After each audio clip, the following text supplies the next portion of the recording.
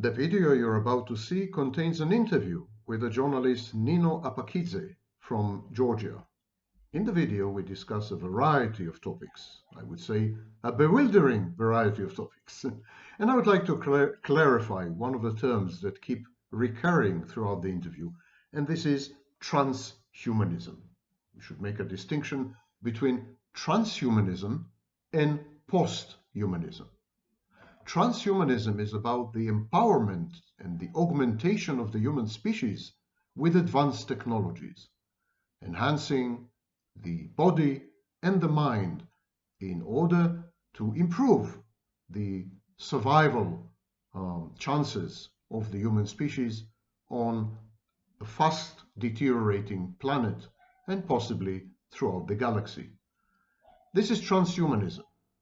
It is focused on the human species, it is pro-humanity, and it supports the future of the human species, albeit integrated with modern technologies. Posthumanism is possibly the exact opposite. Posthumanism is about the elimination of the human species and its replacement with advanced technologies such as artificial intelligence, or by letting nature take its way.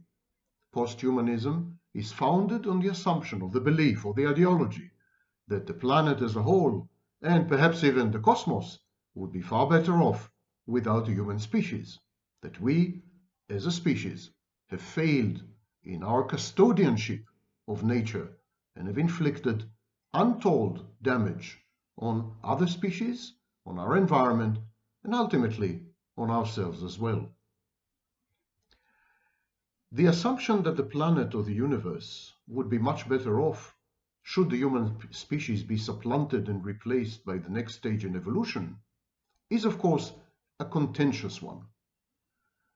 Maybe even grandiose to some extent. The next stage in evolution could be a variation on the human species, could be a mixture of the human species with machines, cyborgs, or could be a total replacement of the human species by another form of intelligence, such as artificial intelligence. It is presumptuous to adopt the point of view of God, if you wish. We cannot control our evolution. We cannot determine what is truly good for our planet in the long term. We don't have enough information. We are limited entities. We don't possess the perfect data about ourselves and the environment. The logician and mathematician Kurt Godel said that we cannot create perfect logical and mathematical systems, and if we were to do so, they would become inconsistent and self-defeating. I would therefore consider posthumanism to be a form of grandiose narcissism. But transhumanism is not exempt. It equally seeks to aggrandize the human species. The augmentation, the empowerment of the human species under transhumanism is an ideology of hegemony and dominance. There's also the question of, what does it mean, a better future? What does it mean, a better environment, a better planet? Who defines what is better? Why is it better? What makes something better? What makes some environment better, and better than what? So all these questions, all these value judgments, all these ideologies are very skewed and very biased, and they're ill-founded, philosophically at least, and definitely scientifically. Transhumanism and posthumanism are utopian science fiction fantasies, and as you all know, fantasy is the main defense mechanism of the narcissist. In equal measures. Yeah, but to put it in that way, then, does it redefine what it means to be a human for us?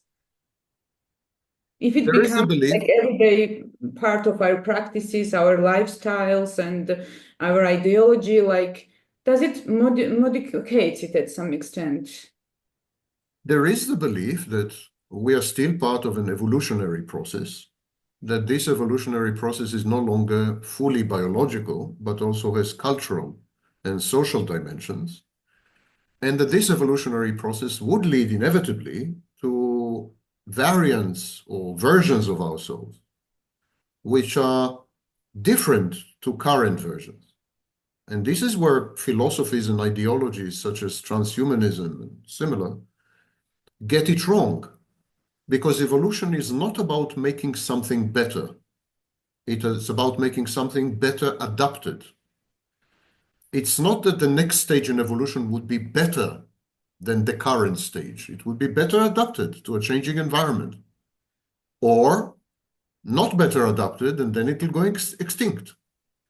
So this is a variation on the idea of progress. The idea of progress started essentially in the Enlightenment in the 18th century in Europe. The idea that the transition of time or the passage of time always leads to an improvement and betterment of humanity. That is, of course, not true. Has never been true. It's totally counterfactual. It's a fantasy. And similarly, in evolution, there is no linear arrow or linear passage from one version to the next improved version. It's not like iPhone 2 and iPhone 15. It's not the same. And so as environments change, as habitats and ecosystems and the planet itself, and possibly later the solar system and the galaxy, as our species spreads outwards, then we will have to adapt time and again to these transformations and changes and challenges and so on. But these adaptations wouldn't make us better or worse. They would make us different. That's all. Yeah, I see your point. And you mentioned also kind of super knowledge, super intelligence, perfect information or so. So transhumanism for many is some kind of connected with this perfection, pursuit of perfection. And do you think it is in power to create a society which will kind of mirror narcissistic worldviews, meaning like this self-worth based on superiority and dominance, like? As I said, transhumanism has several versions. You have the weak version and the strong version and many middle versions. The strong version is that humanity should be replaced. The human species is failed. The human species is evil, is bad, dysfunctional, should disappear, should go extinct and be replaced by another species. There's some echo somewhere.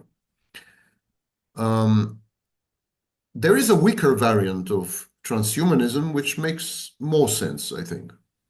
And that is the belief that we could use technologies, a variety of technologies, to augment ourselves, to enhance ourselves, to extend our abilities. The problem with this variant of transhumanism is that it's not new at all. The person who invented the arrow and the bow, or person who invented the wheel, the person who invented, every invention in human history was about extending our capabilities. Every invention in human history had to do with an enhancement of our natural endowments. When you throw an axe or you throw a stone, what you're doing, you're extending your arm. When you use a horse, when you ride a horse, you're extending your legs. These are all extensions. So there's nothing new. So we have two variants of transhumanism. Transhumanism, which is nothing new, pretends to be new, pretends to be novel and exciting and amazing and so on, but there's absolutely nothing new philosophically in it. And the version of transhumanism, which is suicidal, grandiose, megalomaniacal, and honestly stupid. So I am not a great fan, as you see.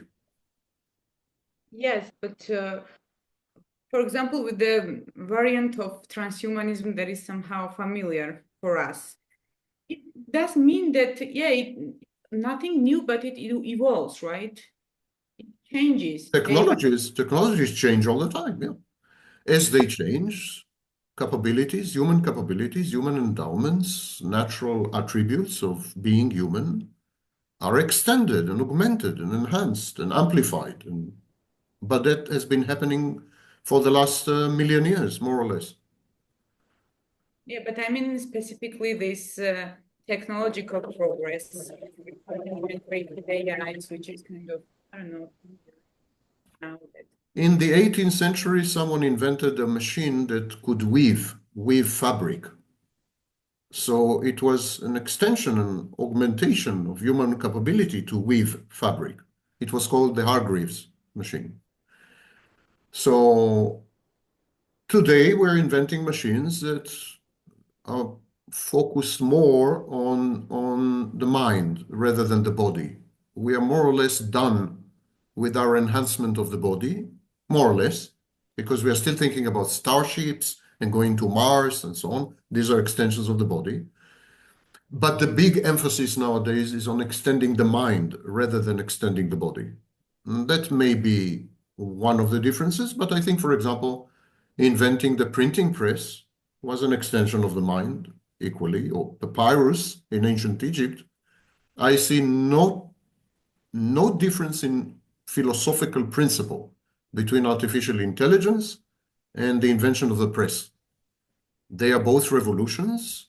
They're both going to change the environment and by implication change us. But there is nothing new about the principle that technologies can empower us, can make us stronger and faster and, nothing new about this. Yeah, but it's not new that it can make us more narcissistic, as you have discussed many times. Actually, even that is not new. Because, for example, there was a big narcissistic explosion after the invention of the printing press, when everyone and his dog was printing pamphlets and posters and plastering them all over the city. And there was a huge explosion in mini publishing. People were publishing their opinions and distributing them, usually by hand. It became a highly narcissistic thing. So narcissism, societal narcissism and individual narcissism are reactions to empowerment. Whenever there's a new technology that makes us in some way more perfect, more godlike, more powerful, then we react with narcissism, because initially it's difficult to digest. It was difficult to digest for people in the 16th century that if they could print books, the only people who were printing books were monks in monasteries. They were copying books, they were not printing them. And that lasted more than 1,000 years. And everything was done in Latin, so no one understood anything except a small elite, tiny elite. And then suddenly, you could use your own language, the vernacular, and you could print a book that made you godlike. Because the only previous book was the Bible, like you became God. So there was a huge narcissistic explosion, and it led to the Enlightenment. But I would like to focus on artificial intelligence because I was under the impression that this is what you would like to discuss. Yeah. So let's have a look at artificial intelligence. I keep saying that there is no difference in principle, in philosophical principle, between current technologies and previous technologies. They all empower us, and they all provoking us narcissistic attitudes, traits, and behaviors. It's totally normal. If tomorrow I were to give you $1 billion cash, I am telling you that you would become, for a while, very narcissistic. If I make you much richer than you are right now, you would become very narcissistic. If I give you some power that you didn't have before, you would become very narcissistic. It may last a year, may last 2 years, may last a lifetime, but it will change you and render you more narcissistic. But artificial intelligence does have a few elements which encourage narcissism, and yet it differs. It differs from pathological narcissism in very crucial ways. And I think it would be wrong, and I have made the same mistake. I've made the same error. It would be wrong to compare artificial intelligence to narcissism fully. So to start with, artificial intelligence is the first technology in human history that has agency, is agentic. Artificial intelligence can make decisions, can analyze on its own, can learn, can evolve. A nuclear weapon cannot do this. A car cannot do this. Only artificial intelligence can do this. In other words, artificial intelligence can transform itself beyond recognition, so that it's no longer recognizable as the original technology. This agentic capacity, this agency, on the one hand is very promising, and on the other hand is very frightening.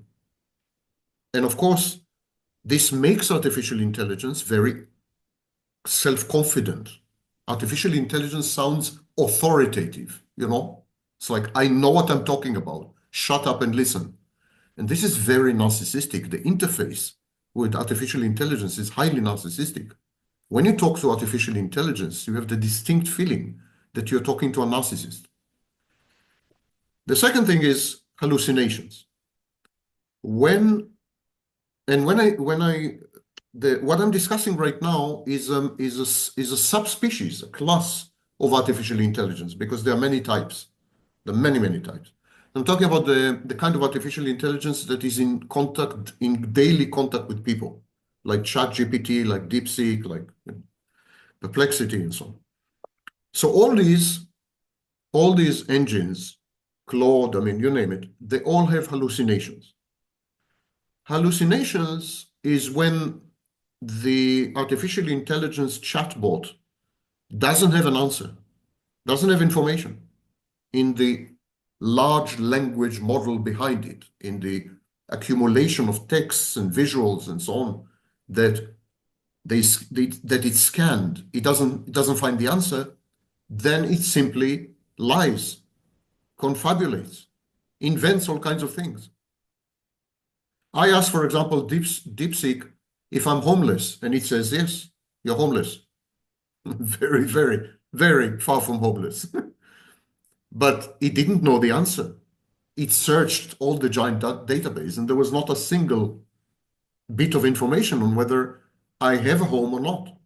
So it said, yes, you're homeless. And numerous such things. I actually made a video, 20 questions that I asked several AI chatbots and the bizarre answers that they gave. So hallucinations resemble the narcissist very much. Because that's what the narcissist does. When you ask the narcissist a question and he doesn't know the answer, he's not going to say, I don't know, I have to check, I have to learn, I will ask someone. Narcissist would never do that. A narcissist would lie to you. He would invent something. He would pretend to know the answer. It's exactly what AI is doing. Next thing is that AI is just the newest iteration of crowdsourcing. Wikipedia was a case of crowdsourcing. Millions of people contributed text, contributed images, and they made an encyclopedia, which essentially is a database. Encyclopedia is a database. The large language models are actually crowdsourced, because what happens is the crawler or the spider scans billions of texts and billions of images generated by hundreds of millions of people. That is a great description of crowdsourcing. So AI is glorified next stage Wikipedia. As simple as that. But without the editorial control in Wikipedia. It's like Wikipedia gone wild. Savage Wikipedia. But it's Wikipedia. It's the same idea of crowdsourcing. But crowdsourcing leads to very negative social and individual outcomes, which are indistinguishable from narcissism.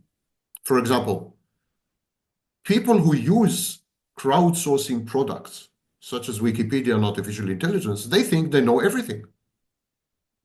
They regard themselves as experts because they have access to Wikipedia or they have access to an AI chatbot.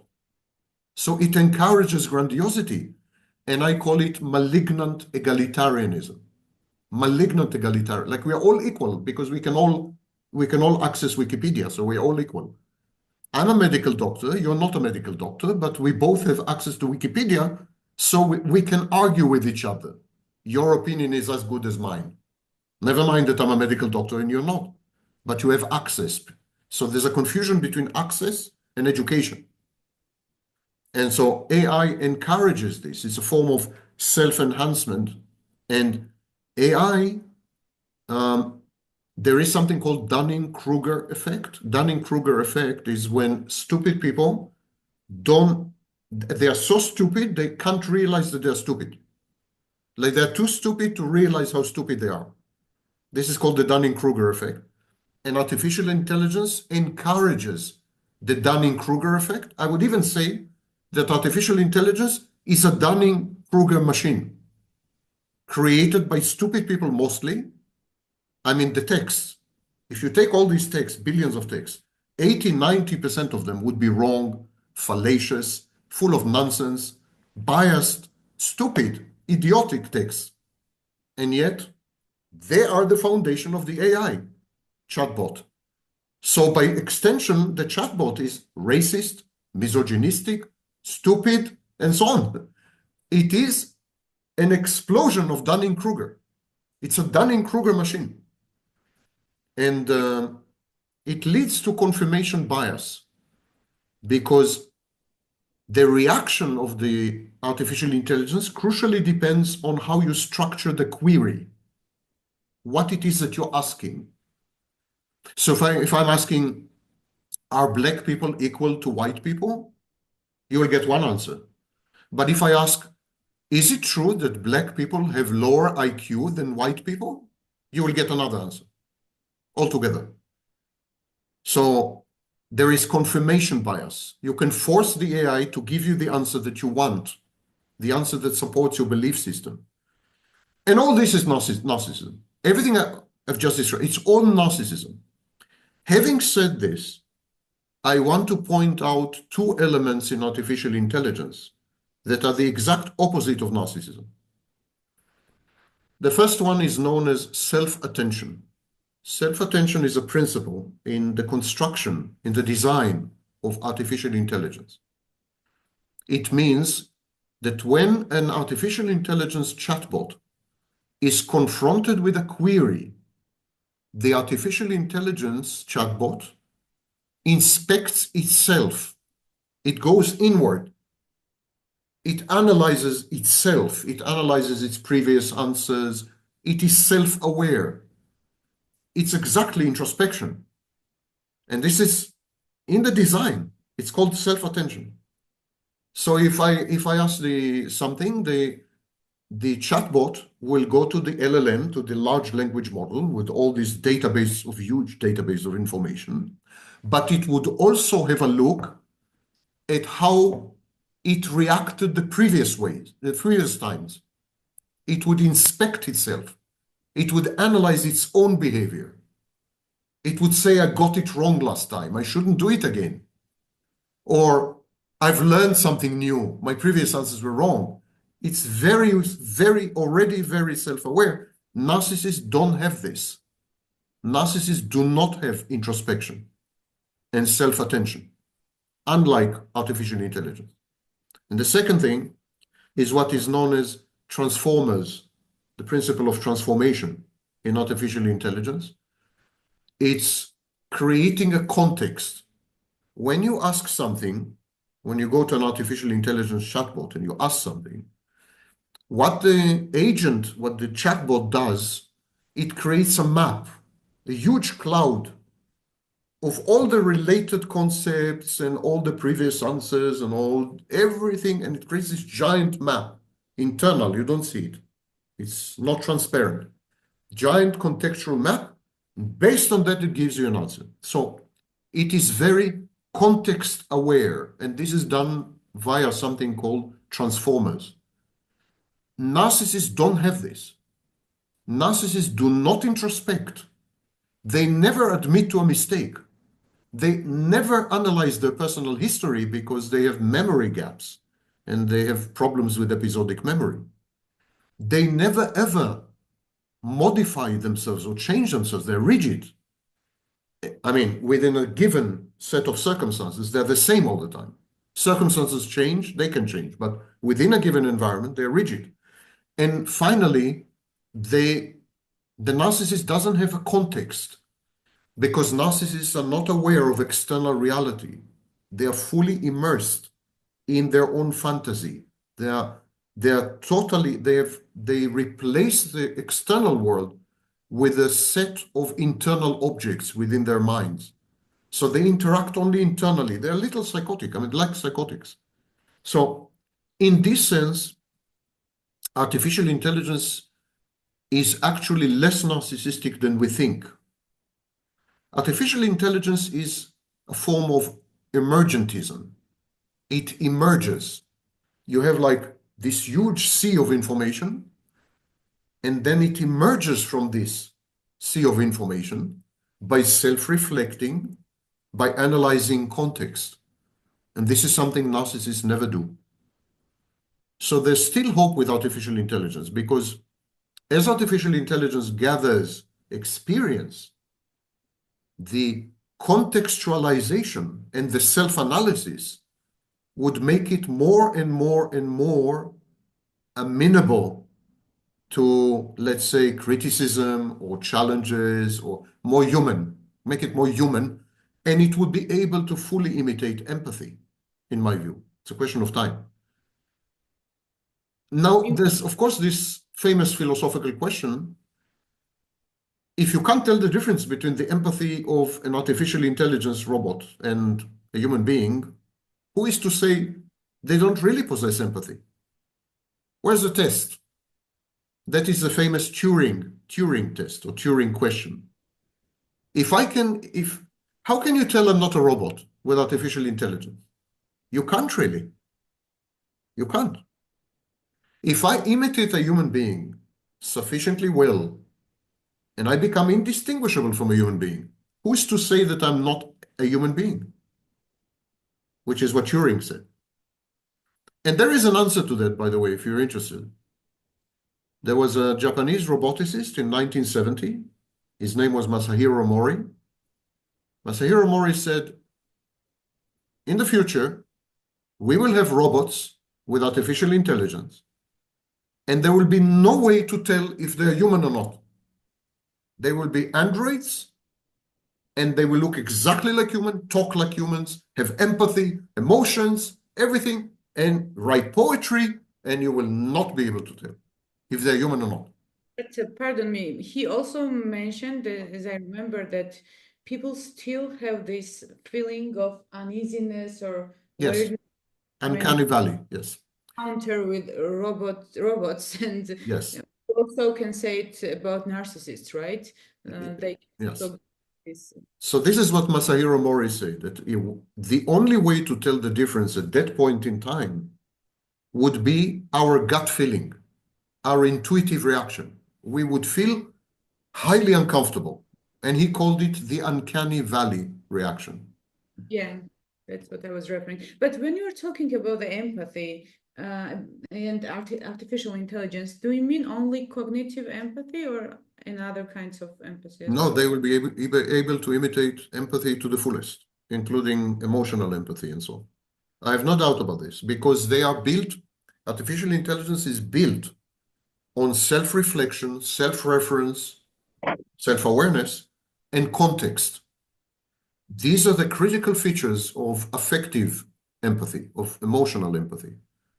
We analyze the environment, we see someone, we analyze, then we have a cognitive level where we see, oh, she's crying. People who cry are sad. And then you have a reaction, which is emotional reaction, where you align your internal state with the external state. Because if you don't do that, you have a dissonance. If you see someone crying and sad, and you don't feel, you feel happy, that creates dissonance. So maybe I was taught to feel that way. And yes, of course, empathy is learned. Of course, empathy is learned. And not only empathy is learned, in my view, empathy is not about other people. It's about you. When you empathize with someone else, it's in order to reduce the dissonance. the dissonance is socially learned, of course, it's a part of socialization. But society taught you to feel bad if you don't align your internal state with the external state. And this is the failure of narcissists. Narcissists cannot perceive the existence of an external state, so they cannot align their internal state with an external state that they do not perceive. Even the ones who are fully aware of their condition? Yes. Awareness has absolutely nothing to do with it. Because awareness without emotions has zero impact. Transformation is the combination of cognitive awareness and emotional reaction. This is called insight in psychology. Narcissists don't have insight. They have knowledge sometimes. So they could be a professor of psychology who teaches narcissism, so they can have knowledge. But this knowledge doesn't trigger anything inside. Exactly like empathy. There's no context. There's no ability to use this. So it remains like, general knowledge about the sun and the moon and narcissism and whatever. In the absence of emotions, nothing happens. If you don't have emotions, you don't have memory. If you don't have emotions, you don't have identity. If you don't have emotions, you don't have empathy. And if you don't have emotions, you don't have the capacity to interact with the external world and definitely no capacity to change yourself. But you mean that machine can be structured that way that... No, I said that machines can simulate this to the point that you will not be able to tell the difference, never mind which test you use. And then the question, the philosophical question, if there is no test that can tell the difference between machine and human being, then what is the difference? Because every statement we make about the external world is subject to a test. If I say, I don't know, the sun is hot, it's because I can test. It's a hypothesis. I can test it. If I say to you, you think I'm human, I'm actually a robot, a well-programmed robot with superior artificial intelligence. The thing is that in my case, for example, there is no test that can tell you if I'm lying to you or telling you the truth. No test. So that presents a serious problem. We don't have access to other people's minds. We don't. We have to rely on their self-reporting. And we have to guess ourselves based on our... Yeah, but it's also self-reporting. If you observe people, their body language, for example, that is information that is coming from them. It is self-reporting. It comes from them. You depend on them 100%. You cannot use some laboratory to decide if I'm a robot or a human being. You have to rely on what I'm telling you. You have to make also assumptions. You have to make assumptions that when I'm using certain words, they have the same meaning as when you're using them. So if this line becomes blurred, what happens then? And this is where transhumanism comes into play. This is the point where we say, if there is no valid test to falsify the hypothesis that I'm a human being, in other words, no valid test to tell if I'm robot or human being, then the whole question is moot, should not be asked anymore. If we reach a point where there are human beings and there are machines that are absolutely indistinguishable from human beings and there's no test, then we should no longer care. No longer care. And of course, the answer that some life forms are carbon-based and other life forms are silicon-based is, of course, nonsensical, because it would be very easy in the future to build a carbon-based robot with artificial intelligence, with flesh and skin and blood and you name it. In this kind of scenario, does it make sense to think that these human disorders, or the way we perceive it, will lose its importance, or I don't know, influence, or it will disappear? For example, if it will become sort of norm rather than a disorder to seek validation and kind of have grandiosity and self-obsession, and if it's not only linked with pathology, but our everyday kind of reality and life. Does it mean that all these disorders will somehow fade away? Is it possible, or it's too optimistic? One of the big turning points in psychology was when people started to confuse it with morality. Some things are right, some things are wrong, some things are bad, some things are good. Psychology doesn't have any of this. When we use the word disorder, it has negative connotations, but it shouldn't. Nothing is a disorder. Everything is an adaptation. Now, let's think about depression. One would agree that depression is a dysfunction in the brain, biochemical probably, we're not quite sure anymore. At any rate, one would disagree that depression reduces the capacity to act. It reduces agency and self-efficacy. It's bad. It's bad in the sense that it makes you less efficient. Okay? We can agree on that. But if you are in Auschwitz and you're not depressed, then you're mentally ill. If you're in Auschwitz and you're not depressed, you're mentally ill. In other words, what matters is not the disorder, but the context. If you live in a narcissistic, psychopathic civilization and you're not a narcissist or psychopath, you are maladapted. You have a problem. You're mentally ill, if you wish. If you live in Nazi Germany and you're hiding Jews in your basement, you're crazy. You need to be in a mental asylum. As simple as that. In Nazi Germany, to be a psychopath was a major positive adaptation.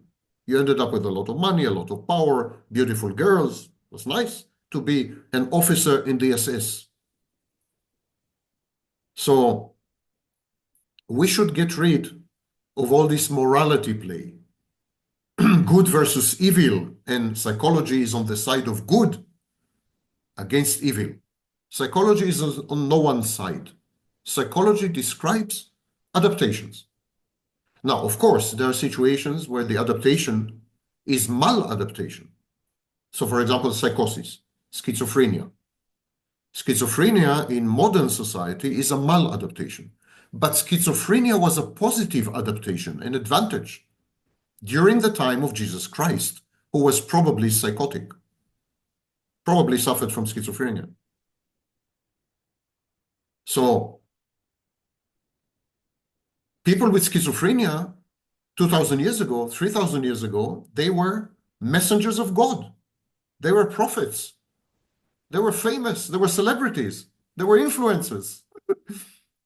They were the elite, or members of the elite, or at least talk to the elite. So to have schizophrenia 3,000 years ago was a very good thing. The environment changed. Enlightenment, rationalism, science, and now to have schizophrenia is a very bad thing. But good or bad are value judgments that have no place in psychology. Of course, our civilization is narcissistic and psychopathic. And of course, narcissists and psychopaths will do well in such a civilization.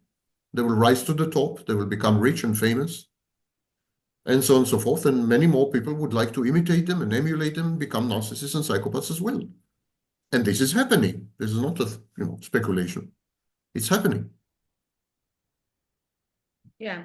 And I understand that every serious change in societal structure brings different kind of, maybe, I don't know, disorders. Maybe it's not the right word to say, but in times of industrialization, there were different troubles. Now we have different. But then if you believe that it's only adaptation, why are you so strict about narcissism and people you don't believe in change and in therapy in fully recovery? So if it's an adaptation and so on, then why are you so strict about it? No, first of all, there's no place for belief in science. Belief belongs in the church. In science, we review the body of evidence and we go where the evidence leads us. At this stage, There are no therapies or treatment modalities that have any impact on narcissism except some behavior modification. Narcissism is untouchable, untreatable, incurable, period. Not because I believe it, but because that's the case. You can modify certain behaviors of narcissists. You can teach them to behave more socially, less antisocially, less abrasively, be more pleasant, palatable, cooperative, and so on. But that's the extent of it. You cannot get rid of the disorder because it's personality disorder. It's the whole personality. So you cannot get rid of it. I'm not strict with narcissism as a mental health phenomenon. There, I'm neutral. I'm just describing it the way I would describe a rare bird or an elephant, just describing it. But I do have a value system and I have moral judgments which have nothing to do with psychology. Mm-hmm. And I know that narcissists and psychopaths hurt people all the time, invariably, no exceptions, always hurt people to this extent or to that extent. And I think such people should be isolated from society, should be sequestered somehow. I don't think we should grant full access to narcissists and psychopaths. And I think we are witnessing right now, when narcissists and psychopaths gain full access, what's happening, for example, in the United States or in Russia. So I would like to, now that you raise the issue of society, I would like to go back to artificial intelligence. Again, I was under the wrong impression that this is what you wish to discuss.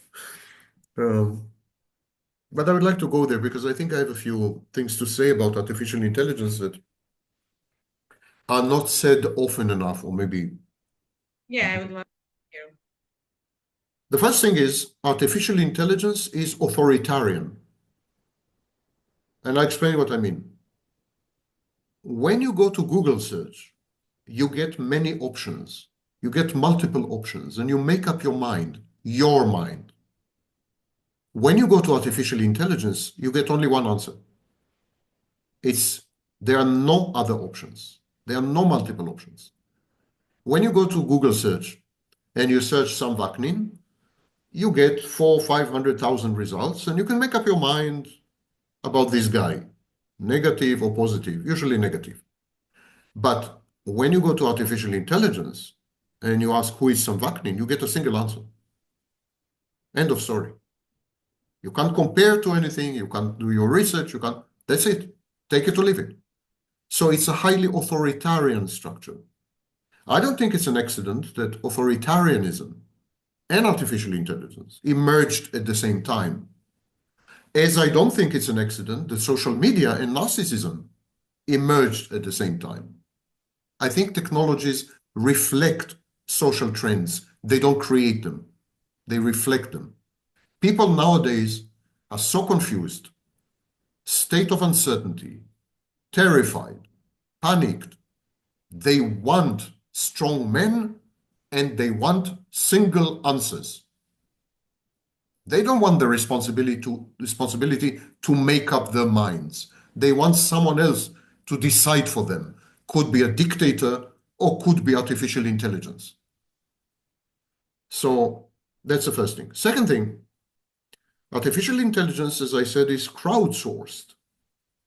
And in this sense, Google search is democratic.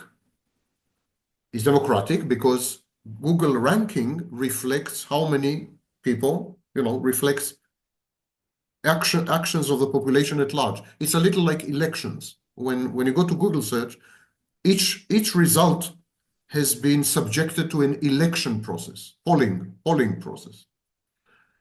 In artificial intelligence, you have a totally different structure. It is not democratic, it's ochlocratic. Ochlocratic means mob rule. It is ruled by the mob. Artificial intelligence scans giant databases, and then it makes up its mind what's the only correct answer. And this is exactly the way mob rule or gangs work, not democracies. Again, I don't think it's an accident. that artificial intelligence, this kind of popular technologies, yes, of artificial intelligence, are rising the same time like populism. I don't think it's an accident. Artificial intelligence is an immersive technology in the sense that when you are in the artificial intelligence space, you're drawn into it. It's a little like TikTok or like other immersive technologies. It draws you in. It's very difficult to disengage. I don't know if you've had the experience, but it's difficult to disengage. And when artificial intelligence will be coupled with other immersive technologies, such as the metaverse or the Internet of Things, and so on and so forth, they together will displace reality. They will define for you reality.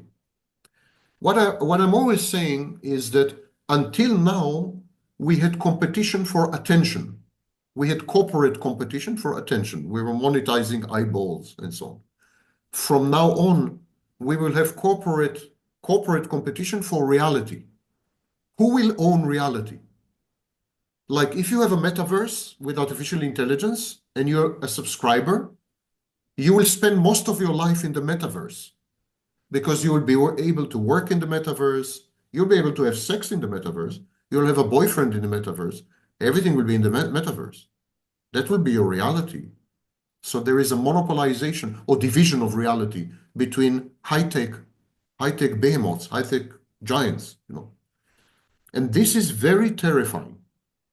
First of all, because there will be no privacy, there will be no agency, but it's also terrifying because if your reality is supplanted, if your reality is displaced and substituted for, then your incentive or motivation to interact with other people goes to zero. You can see this today, for example, with social media. Social media was constructed to be highly addictive, so that any minute you spend with your husband or your boyfriend is a minute taken away from Facebook. Any minute you spend with your children is money taken away from the pocket of Zuckerberg. Zuckerberg wants you to be alone in the existential sense, no one in your life, because other people are taking away your attention, and your attention is money. When you will have an immersive environment, it will be much worse. And then there will be an ideology of atomization, an ideology of loneliness, glorification, and glamorization of self-sufficiency and solipsism. This, I think, would be the major social impact of artificial intelligence. And this is the real danger that I see. I don't think artificial intelligence will rise one day and kill all of us. But artificial intelligence will create environments that are so addictive that we will become hostages and captives and isolated from each other to the point that we will not be able to collaborate and cooperate. And we will just disintegrate, socially speaking. And finally, of course, it leads to the question of morality, because we are fast becoming gods. Artificial intelligence is a creation, and we are the gods who created artificial intelligence. The relationship is like God and his creation right now. But then it raises the question of morality. If we are gods, then by definition, we are amoral, not immoral, not moral, but amoral. Like God doesn't need morality. God is not moral, you know. God doesn't sin. God doesn't regret. God doesn't have remorse. God, you know, no. So the more there is a process of apotheosis, the more godlike we become, the less moral we become, to the point finally that we will have no morality whatsoever. And at that point, artificial intelligence and these immersive technologies will take over, but not in the stupid way that they will take over with tanks and guns. they will simply take over because there will be no other reality to go to. If you isolate yourself for 20 years from other people, even if you want to stop using immersive technologies, there will be no one around you anymore because you've isolated yourself for 20 years. So there'll be no one there. And if you have become amoral, you will not know how to behave.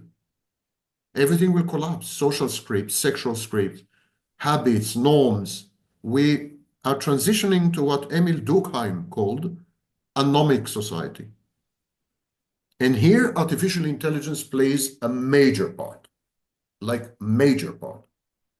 Because artificial intelligence, as I said, is perceived already by people as authoritative on the one hand, and on the other hand, isolates people in silos, in thought silos, in echo chambers, and already beginning to create immersive environments of like-minded people.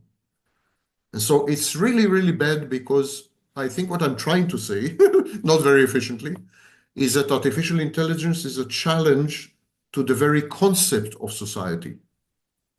Society is a new invention. If you go back to Babylon, they never heard of society. They wouldn't understand what you're talking about. What's society? Society is a concept that emerged about 300 years ago. It's a very new concept, like childhood. Childhood is 100 years old concept. Motherhood is a new concept. These are all new concepts. So society is a new concept. And artificial intelligence is not about modifying society or changing how society works. It's about eliminating society altogether as an organizing and explanatory hermeneutic principle. Changing the mindset, no longer thinking in terms of society, but in terms of immersive realities, alternative realities, virtual realities. And I will finish by comparing this to another transition from the agricultural revolution to urbanization. When people transitioned from agriculture, from the land to the city, they had the same dislocating, disorienting experience because the city is a virtual reality. City is not real. There's no land. You don't grow anything. It's make-believe. It's a facade. City is a fata morgana. It's a mirage, you know? So when people moved from the village to the city, they were totally disoriented and it led to alienation, atomization, and so on and so forth. I think we are about to make a similarly huge transition from reality as we know it now to alternative immersive reality in which other people are no longer needed. And therefore, the organizing principle of society is no longer needed and has no explanatory power. And so there will be no society in the future. That's how I see it. Yeah. Can I ask you two final questions? Mm-hmm.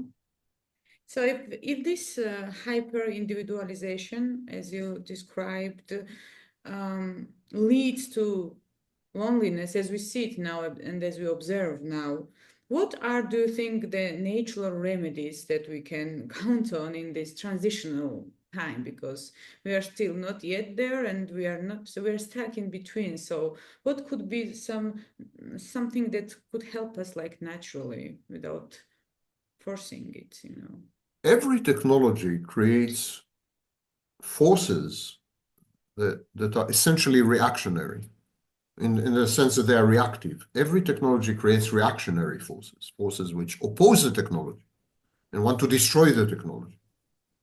That is true for every technology. For example, electricity, believe it or not. Initially, when electricity was introduced, people were saying it's a deadly technology. It's going to kill people. There were huge protests, mass movements against electrification of cities.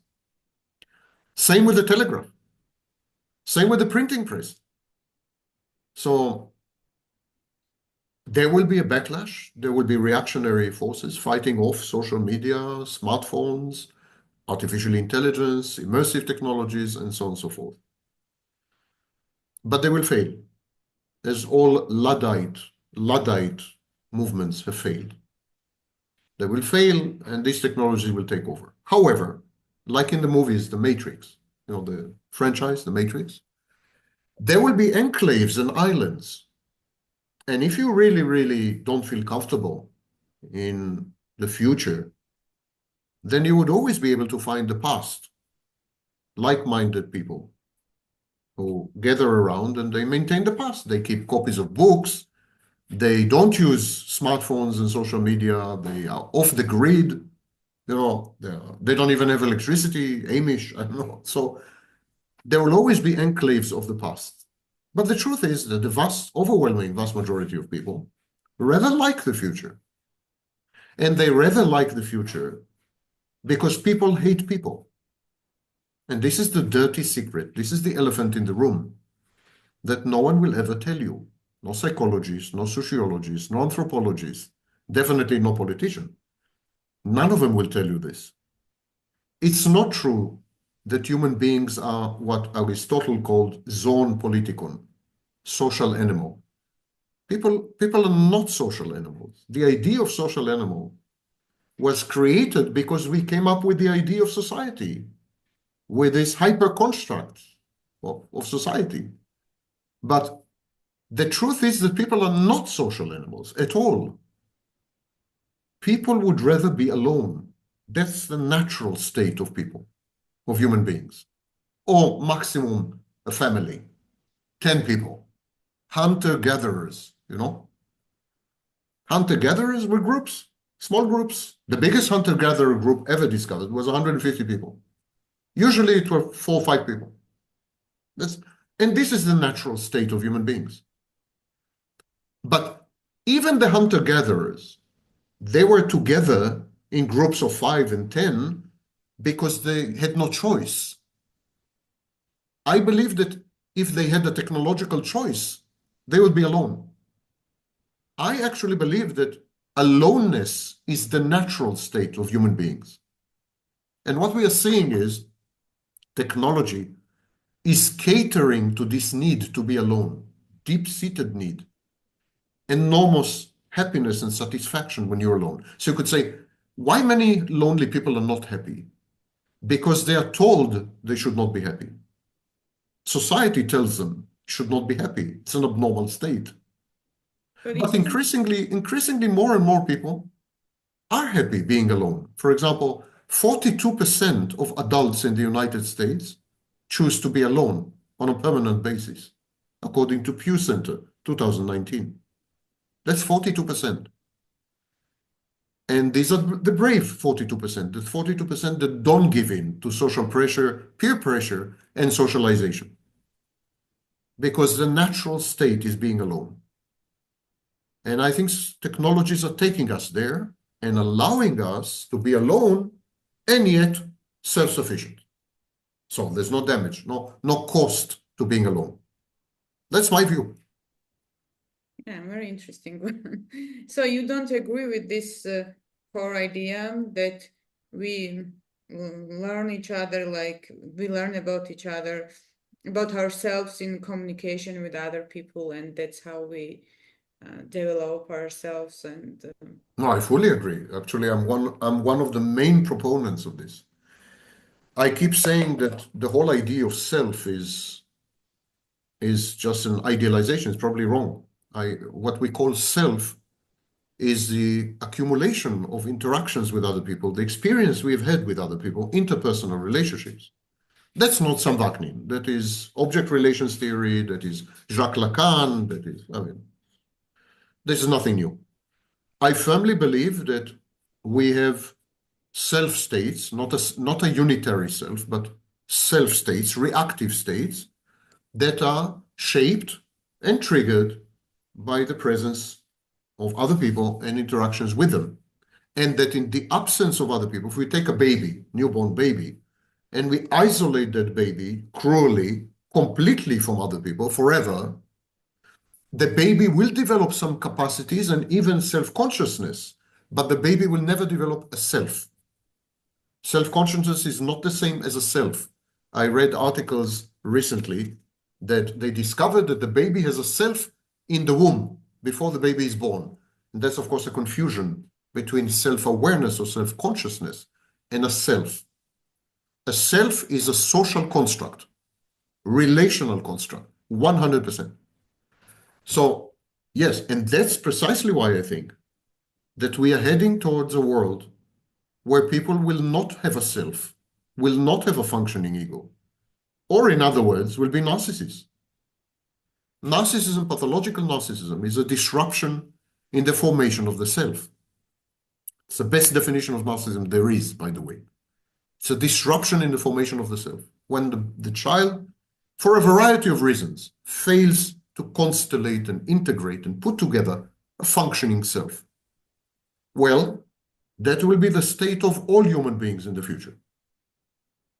A self will no longer be needed because the main functionality of the self is to allow you to survive in an environment. In other words, a self is the primary adaptation. So without a self, it's very difficult for you to work with other people, to collaborate, to make money, to survive, to eat food, you need a self. You need some organization to do all this.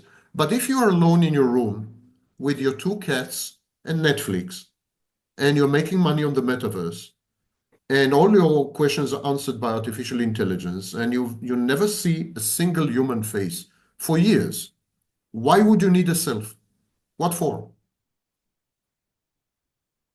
Pardon me, by self, you mean Jungian self or any other definition of self?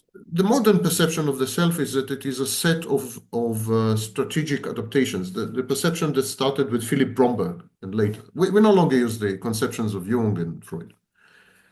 So the modern conception is a self of strategic adaptation, which are predicated mostly on interpersonal relations.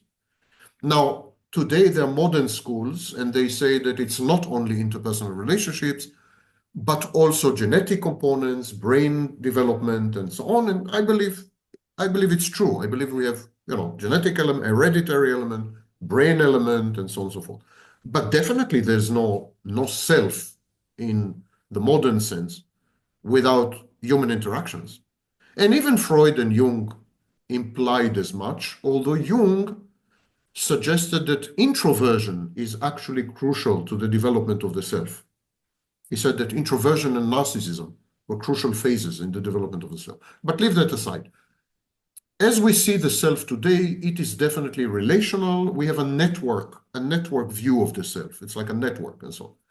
But I'm suggesting that the very idea of the self is culture-bound, is not a real thing. It's not an entity. It's a metaphor. And I think in the future, we're not going to need a self. You don't need a self. If all you do is play video games and watch Netflix and play with your cats and cook from time to time and make a lot of money on the metaverse, why would you need a self? What for? What functions would it? Freud suggested that the self has a series of functions. He called it ego functions. We no longer use the term ego in modern psychology. But I think it's a great pity that we discarded Freud altogether. I think the guy had many amazing insights into human nature. And so he suggested that the ego has ego functions. And he made a list of all the ego functions. And if you go through this list, about 90% of these functions are not necessary, not relevant in the future. They're not needed. Now, we have a principle in psychology called the principle of economy. Use it or lose it. If you don't use ego functions because they're no longer necessary, you're going to lose them. And if you lose all the ego functions, you lose the ego. The main function of the self, or the ego, according to Freud, is to mediate between us and reality. It's an interface with reality. If reality, however, is not real and is subject to your decision, you make reality as you wish at any given moment. And we're fully in control of this paracosm, this imaginary universe, but it is the only reality. then why do you need an ego? You don't. The answer is you don't. Freud suggested that his trilateral model, the tripartite model, the ego, id, and superego, they're all socially determined. He said that the id, these were urges and so on, which were socially unacceptable, like the sex drive. And then you had the ego, which was kind of mediating with reality and preventing you from doing crazy things and self-destructive things. And then you had the superego, which was definitely society. Yeah? The voice of society in your head. That's the superego. Through the agency of your parents. Your parents are socialization agents. Freud is totally social. Totally. Like Freud totally internalized society. Jung was the one who tried to go back inwards. But again, they're both considered non-relevant today. So there are many other scholars of personality that we use today and so on. All of them, I am not aware of any exception. All of them say that social interactions are critical to the formation and functioning of society, of the self. And so take away society, take away reality, empower yourself to be a god, making your own reality, your own universe, your own creation every morning when you wake up. And you believe me, you don't need a self. Simply don't need a self. Okay. So thank you very much, and sorry for being kind of non-linear in a way, but I think it's more interesting. And No, I enjoyed your question. Don't misunderstand. I was just a bit surprised because you told me you want to discuss artificial intelligence, but I think we had an interesting talk. yeah, I think. And your final thoughts, please, about AI as a therapist, like. Oh yeah, we forgot that part, huh? Didn't we? Just a small comment, maybe for time. How do you perceive this whole kind of First of idea? all, the first application of artificial intelligence was therapy. The first public-facing, retail, if you wish, artificial intelligence application was known as ELIZA. And ELIZA was a therapist. And so we've had huge experience in AI therapy, kind of combination of AI and therapy, or machine therapy, as is known. And the results are surprisingly good. Now it's debatable why they are surprisingly good. So first of all, consistently in many studies, people rated artificial intelligence therapist agents better than real life flesh and blood therapies. So people always preferred artificial intelligence to real therapists. And then over the last 20 years, there's a huge debate why. Why is that? And there are many answers, not all of them compatible. The personality of the therapist interferes in the therapeutic process, which is essentially Freud's answer, by the way. The pathologies of the therapist resonate with the pathologies of the patient. Therapists are never as well informed as artificial intelligence. Therapists are emotional and empathic, and actually emotions and empathy interfere in the therapeutic process. And this is precisely the reason why we do not allow a surgeon in a hospital to operate on his child, precisely because of this. Even if he's the best surgeon on this topic, he would never be allowed to operate on a family member, precisely because of this. So there's this as well. Empathy and emotions cloud and create a big mess. Again, Freud was a pioneer in this. He suggested that there are very adverse dynamics in the relationship between therapist and patient. He called it transference and countertransference and so on. Therapists are not perceived as authoritative as artificial intelligence. Patients tend to challenge the credentials and experience of the therapist, of the real life, flesh and blood therapist. Many times, a situation of competition develops, a power play between the therapist and the patient, and so on. artificial intelligence can borrow from numerous treatment modalities and combine them syncretically and eclectically into a single approach, which very few therapists can do, believe you me.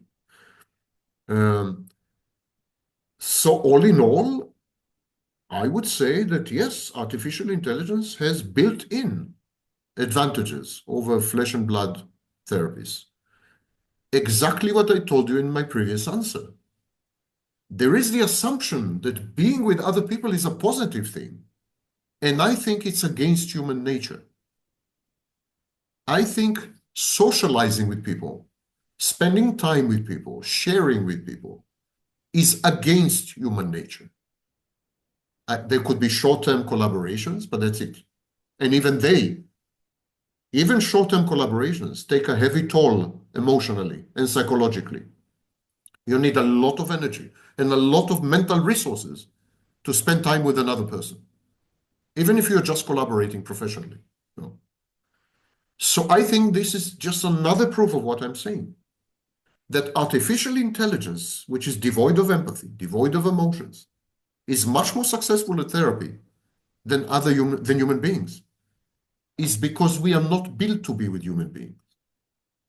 They rub us the wrong way. They trigger us. They provoke us. We hate it.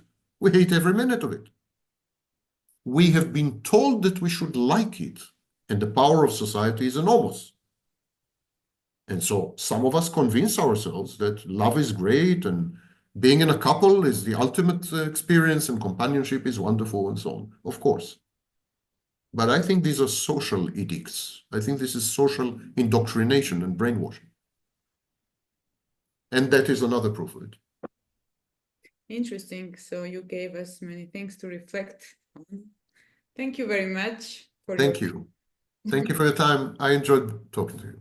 Thank you very much. Bye-bye. Take care. Bye-bye.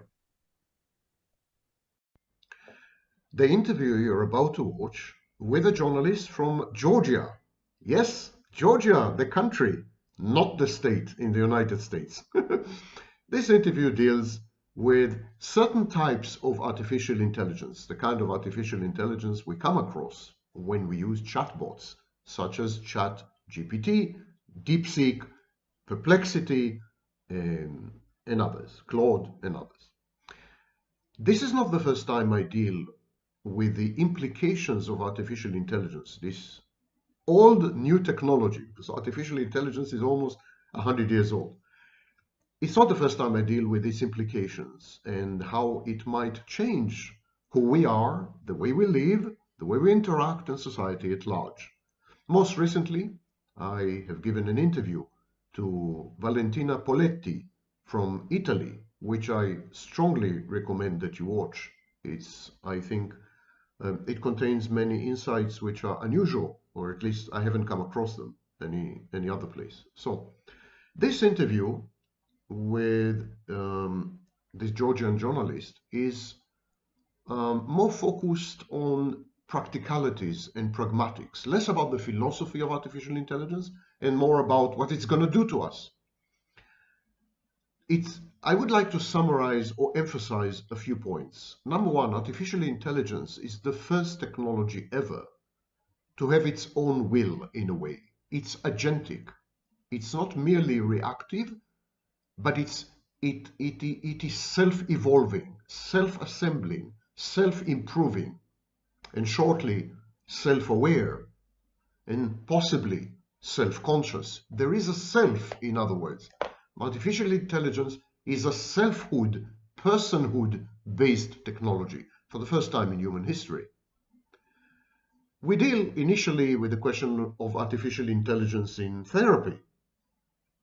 How useful would it prove to be? Artificial intelligence has been used in therapy since the 1950s with ELIZA. So how useful would it prove to be? How would it just serve to enhance and emphasize pathologies in people? In the absence of empathy and emotions, can artificial intelligence serve as a therapist? And so on and so forth. Now, artificial intelligence is a crowdsourcing technology. large language models are essentially agglomerations of human interactions, human knowledge, human-generated text, user-generated videos, and so on and so forth. So there is an element of crowdsourcing, very reminiscent of the early days of Wikipedia. And these crowdsourcing technologies tend to reflect narcissism and enhance it. They encourage confirmation bias, malignant egalitarianism. Everyone is equal to everyone. My opinion is my truth. Your opinion is not your truth. There's no such thing as facts. Since I have access to Wikipedia, I'm a genius, etc., etc. That's malignant egalitarianism. And the Dunning-Kruger effect. Dunning-Kruger effect, people are too stupid to realize that they're stupid. And crowdsourcing technologies convince people or persuade people who are essentially less than intelligent that they're actually world-class geniuses. The next point I make is that AI can be leveraged as an instrument of social control, and it is intimately and intricately linked to the rise and emergence of authoritarianism the world over. I explain how in the interview. There is an affinity between artificial intelligence and immersive technologies, such as the metaverse. In a way, you could conceive of artificial intelligence as a knowledge universe, or at the very least an information universe, which is immersive. Once you enter this information universe, you are led by the hand. There's an algorithm that takes over the interaction and takes over you sooner or later. You see, there's a massive difference between Google search and Google Gemini. In Google search, you get a list of possible responses, possible texts, possible sources, and it's up to you to find the question or to put it together. In artificial intelligence, there's no such thing. You are limited, you're constricted to a single answer, a single strand of thought, a single algorithmic intelligence, a single non-flinching text-based intellect. The emphasis is on single. There's no competition.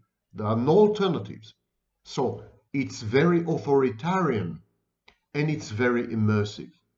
Artificial intelligence is a ubiquitous technology. We are likely to find it sooner or later in home appliances such as refrigerators. In this sense, artificial intelligence is very likely to be integrated in what came to be known as the Internet of Everything. And how will this preponderance of artificial intelligence affect our privacy, agency, and cognitive processes? It's an issue I deal with in the interview. AI is considered by some people to be dangerous to the future of humanity. It is made out to be a potential enemy, a hostile force. Others welcome the extinction of the human species and its replacement by a much higher intelligence, transhumanism. But what would be the impacts of artificial intelligence ad interim, in the transition between humanity and non-humanity? How would artificial intelligence restructure society? And what would be the impact of artificial intelligence on relationships, intimacy, even sex?